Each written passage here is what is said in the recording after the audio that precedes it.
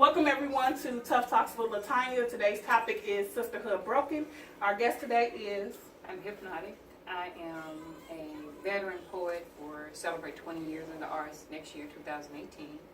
And I am a custom handmade jewelry person. Representative. Good evening, I'm Khadija. I'm a life facilitator. And I am Tonya Carruthers. I am a self-published author and also a life coach. And I'm Latanya, your host. So, we're going to get in the subject right now. So, why do you feel like sisterhood is broken? Personally, I feel because we really don't have a culture of our own, and we have adopted to so many others. Explain.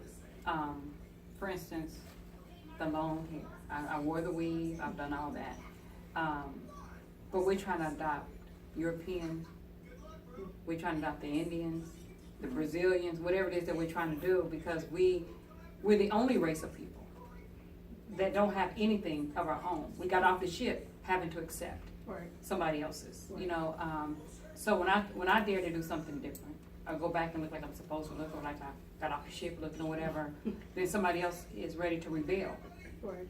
You know, that they're ready to tell me that I'm out of, what's the word, am I out of style, or who does she think she is, or, you know, you're mad because I don't want to conform anymore. Right. That's what I'm looking for. I don't want to conform.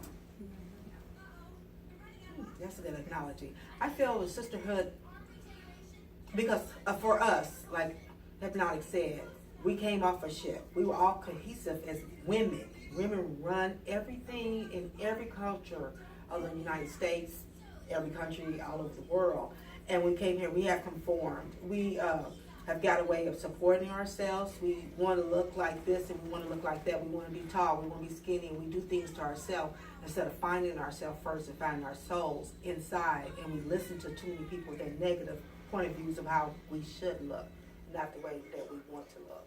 Can I add to that? I don't want to interrupt you, but we were told in the beginning that we were ugly. Right. We were told that we had nothing. We were told that we wasn't going to amount to anything. So when a sister or whoever gets something, a little something, now we're ready to think that either she thinks she's too good for us, instead of me saying, "Go ahead," you know. It just goes back to being taught that we were nothing.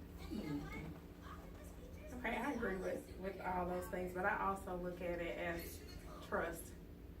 I feel as though in a sisterhood, if I gain something, I'm scared to tell you what I have now and how I got it for fear of you shunning or even being, what's the word? Jealous or envy.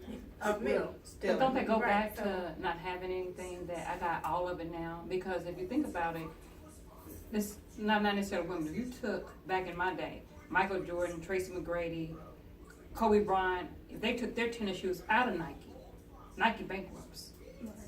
You know, so why can't we come together and have our own empire with us? Right. You know, but Nike will buy LeBron James fresh out of high school for $90 million.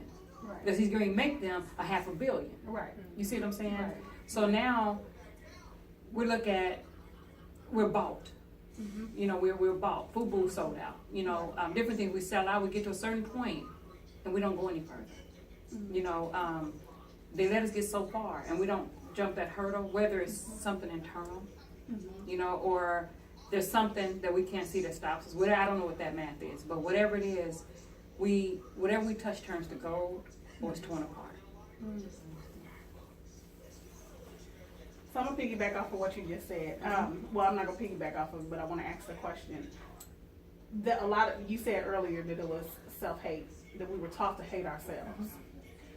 In the process of us being taught to hate ourselves, what were you all taught about yourselves, about your skin color? Because as we all know, like I'm 37, but when I was coming up, it was always light versus dark skin. Light skin versus dark skin. And then as I got to a certain age, I was just like, they just like me. What? For what? I think it depends on who you talk to. You know, That's true. The older the generation that go back, they still have some of that mentality that they were taught. You know, Washing the brown away. yeah, they have that if you're dark, that you are less than, or not as prettier than, you know, and then as they got younger, you know, the generation like my daughter, they're more accepting, Right. you know, Absolutely. and then your older aunts, you know, tell you your hair is black, go press that out, instead of saying, girl, your hair is beautiful, Right. you know, and then you internalize that. Anything that you hear over and over and over again, you internalize that, and it becomes your everyday. But you still get those things today. I still get, well, your mom was in the house, or your grandmother was in the house. The kitchen is. The kitchen. In the house. Do you really? That's I light skin. still get that. Shut your face. I'm in the kitchen too. Big women was in the kitchen cooking. Because I can go down with some butter. So I always